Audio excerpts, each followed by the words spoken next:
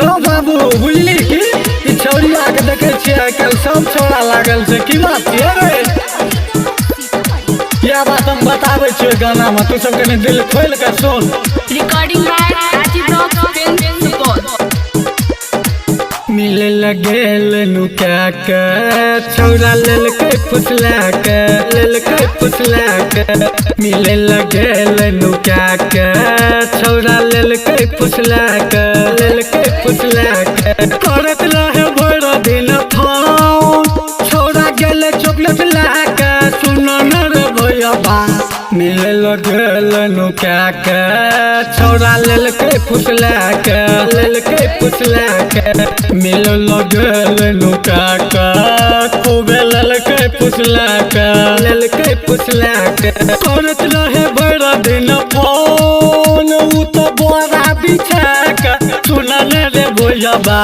मिले लगेल नुका के खूब लेलकै फुसला के मिले लगेल नुका के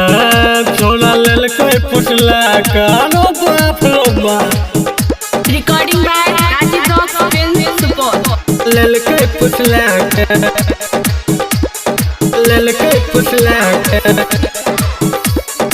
मिले लगेल नुका के छोड़ा लेलकै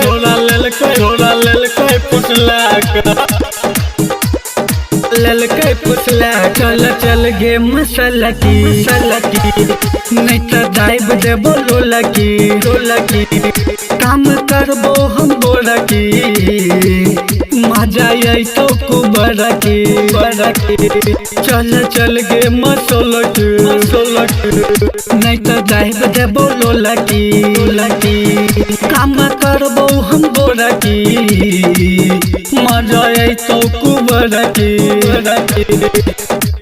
मन भागल गोद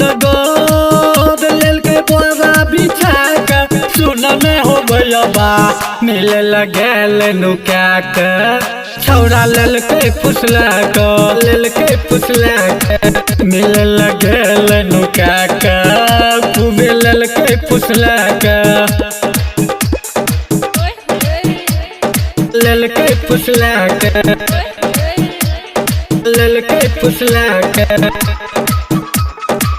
मिले लगेल नुका के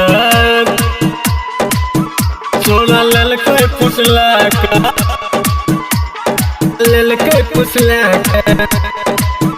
राई तोर रोन जीतबा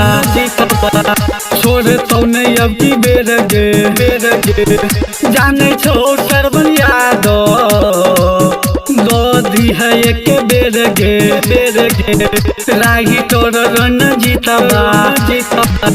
छोड़ तो नहीं अब की बेर गे जाने सरवन यादव गोदी है एक बेर गे